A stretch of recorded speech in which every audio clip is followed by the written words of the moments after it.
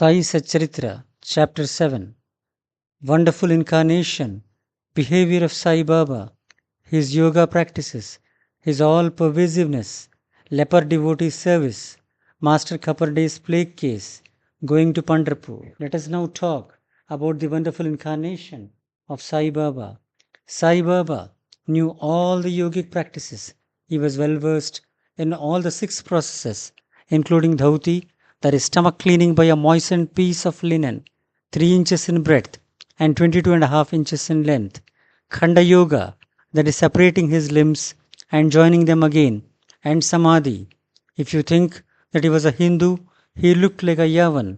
If you think him to be a Yavan, he looked like a pious Hindu. No one definitely knew whether he was a Hindu or a Mohammedan.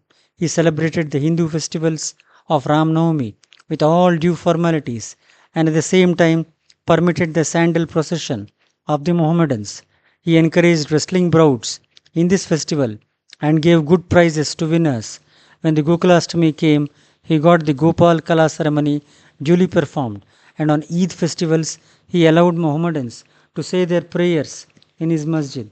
Once in the Muharram festival, some Mohammedans proposed to construct a tajia or a tabu in the masjid, keep it there for some days, and afterwards take it in procession through the village. Sai Baba allowed the keeping of the tabu for 4 days, and on the 5th day removed it out of the masjid without the least compunction. If we say that he was a Mohammedan, his ears were pierced, that is, he had holes according to Hindu fashion. If you think that he was a Hindu, he advocated the practice of circumcision, though according to Mr. Nana Sahib Chandorkar, who observed him closely, he was not himself circumcised. Wide article in Sai Leela on Baba Hindu Ki Yavan by B.V. Dev, page 562. If we can call him Hindu, he always lived in the masjid. If Mohammedan, he had always the dhuni, sacred fire there, and the following things which are contrary to Mohammedan religion, that is grinding on the hand mill, blowing of the conch and bells, oblation in the fire, bhajan, giving of food and worship of Baba's feet by means of arghya were always allowed there. If you think that he was a Mohammedan, the best of Brahmins and Agnihotris, leaving aside their orthodox ways, fell prostrate at his feet. Those who went to make enquiries about his nationality were dumbfounded and were captured by his darshana. So none could definitely decide whether Sai Baba was a Hindu or a Mohammedan.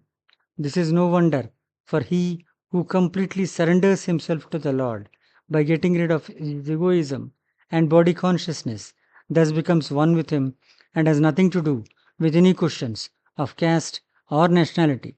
Such a one as Sai Baba saw no difference between caste, and even beings and beings. He took meat and fish with fakirs, but did not grumble when dogs touched the dishes with their mouths. Mahalsapati, an intimate Shirdi devotee of Baba, who always slept with him in the masjid and Chavadi, said that Sai Baba told him that he was a Brahmin of Pathari and was handed over to a fakir in his infancy. And when he told this, some men from Pathari had come, and Baba was inquiring about some men from that place.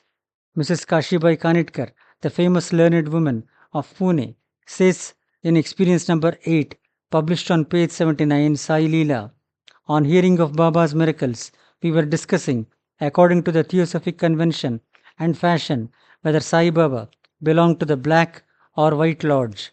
When once I went to Shirdi, I was thinking seriously about this in my mind. As soon as I approached the steps of the masjid, Baba came to the front and pointing to his chest and staring at me, spoke rather vehemently. This is a Brahmin, pure Brahmin. He has nothing to do with black things. No Mussalman can dare to step in here. He dare not. Again pointing to his chest, this Brahmin can bring lakhs of men on the white path and take them to their destination. This is a Brahmin's masjid, and I won't allow any black Mohammedan to cast his shadow here. Such a unique and wonderful incarnation was Sai Baba. On account of the merits in my past birth, I had the good fortune to sit at his feet and enjoy his blessed company.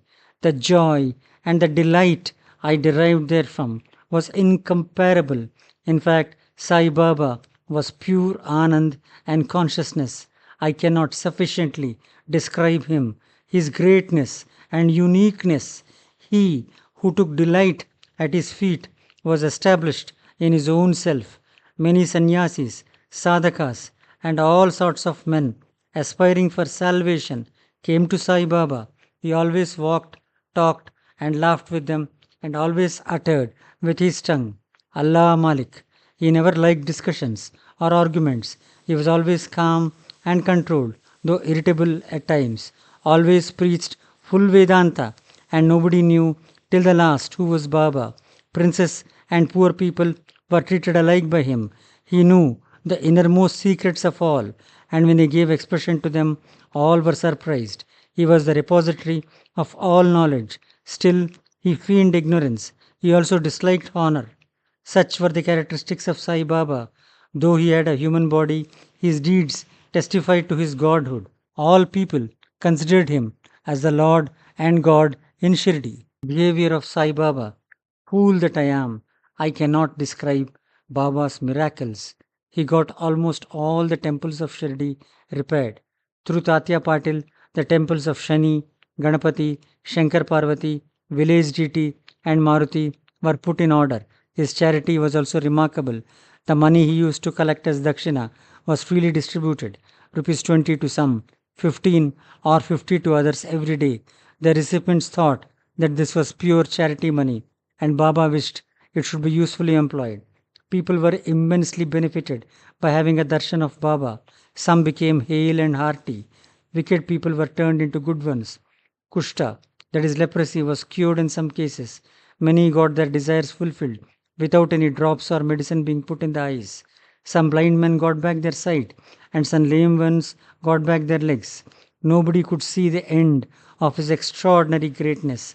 His fame spread far and wide, and pilgrims from all sides flocked to Shirdi. Baba sat always near the dhuni and eased himself there, and always sat in meditation, sometimes with and other times without a bath.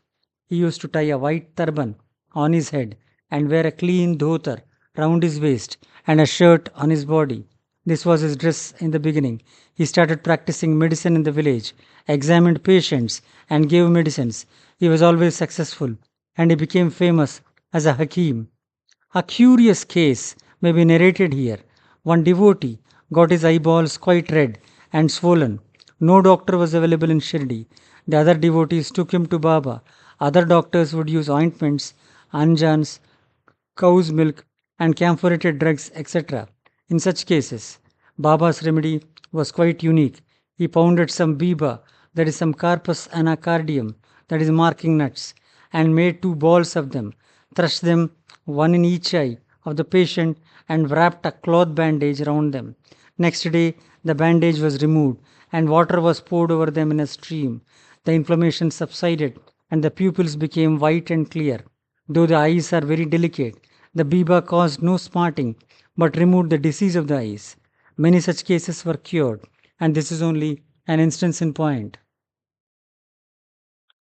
Baba's yogic practices. Baba knew all the processes and practices of yoga. Two of them will be described here. Dhauti, or the cleaning process. Baba went to the well near a banyan tree at a considerable distance from the masjid every third day and washed his mouth and had a bath. On one occasion, he was seen to vomit out his intestines, clean them inside and outside, and place them on a jam tree for drying. There are persons in Shirdi who have actually seen this and who have testified to this fact. Ordinary dhauti is done by a moistened piece of linen 3 inches broad and 22.5 feet long. This piece is gulped down the throat and allowed to remain in the stomach for about half an hour for being reacted there and then taken out.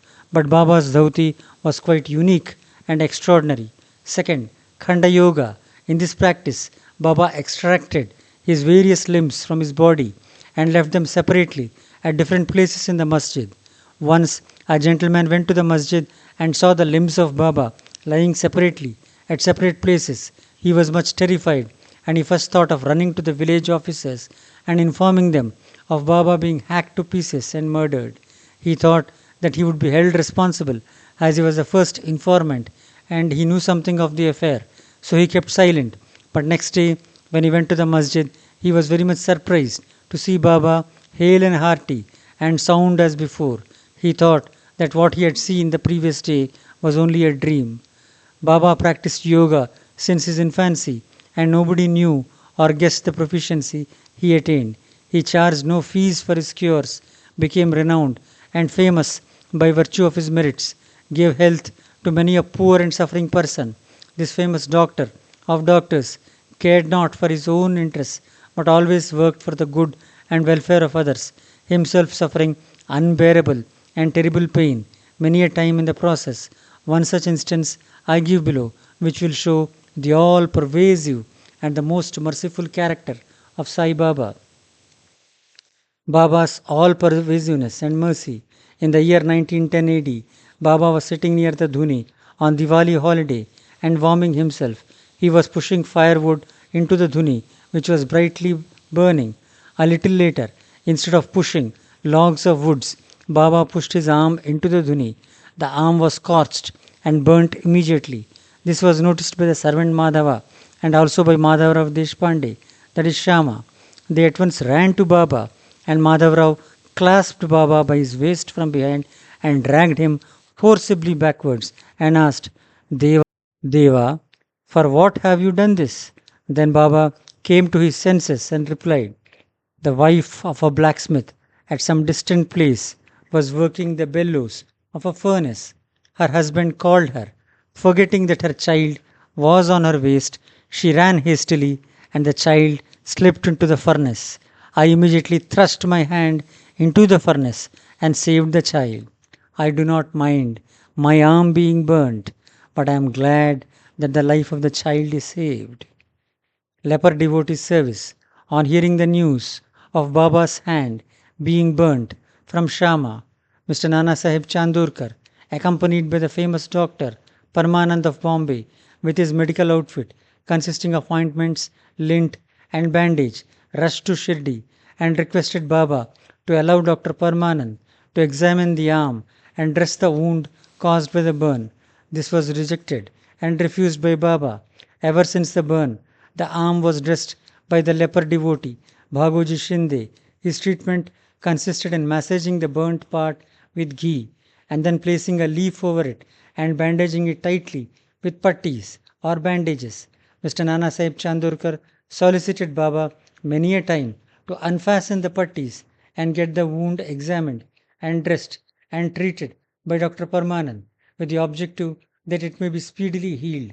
Dr. Parmanand himself made similar requests, but Baba postponed, saying that Allah was his doctor and he did not allow his arm to be examined. Dr. Parmanand's medicines were not exposed to the air of Shirdi as they remained intact, but he had the good fortune of getting a darshan of Baba. Bhagoji was allowed to treat the hand daily. After some days, the arm healed and all were happy. Still, we do not know whether any trace of pain was left or not. Every morning, Bhagoji went through his program of loosening the pattis, massaging his arm with ghee, and tightly bandaging it again. This went on till Sai Baba's Samadhi. Sai Baba, a perfect Siddha as he was, did not really want this treatment, but out of love to his devotee, he allowed the Upasana, the service of Bhagoji, to go on uninterrupted all along. When Baba started for Lendi, Bhagoji held an umbrella over him and accompanied him. Every morning, when Baba sat near the post close to the Dhuni, Bhagoji was present and started his service. Bhagoji was a sinner in his past birth. He was suffering from leprosy. His fingers had shrunk. His body was full of pus and smelling badly. Though outwardly he seemed so unfortunate, he was really very lucky and happy, for he was the premier servant of Baba and got the benefit of his company. Master Khaparde's plague case. I shall now relate another instance of Baba's wonderful Leela. Mrs. Khaparde, the wife of Mr. Dada Sahib Khaparde of Amravati, was staying at Shirdi with her young son for some days. One day, the son got high fever, which further developed into a bubonic plague. The mother was frightened and felt most uneasy. She thought of leaving the place for Amravati and went near Baba in the evening when he was coming near the Vada, now Samadhi Mandir, in the evening rounds, for asking his permission. She informed him in a trembling tone that her dear young son was down with plague. Baba spoke kindly and softly to her, saying, "The sky is beset with clouds, but they will melt and pass off, and everything will be smooth and clear."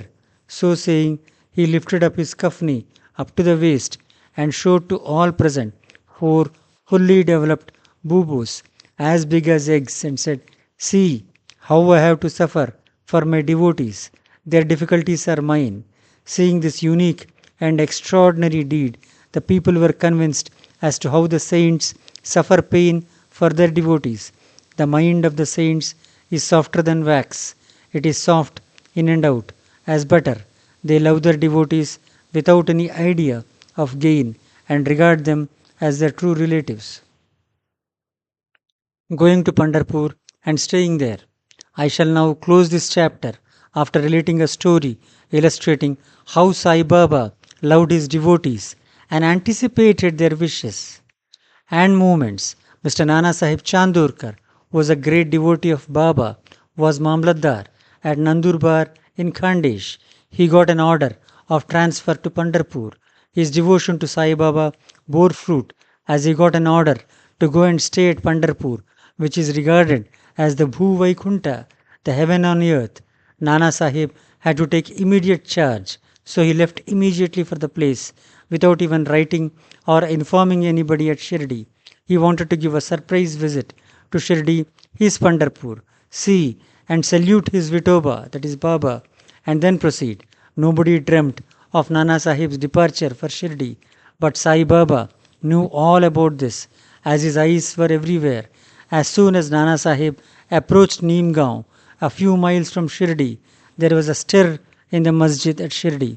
Baba was sitting and talking with Mahalsapati, Appa Shinde and Kashiram, when he at once said, "Let us all four do some bhajan.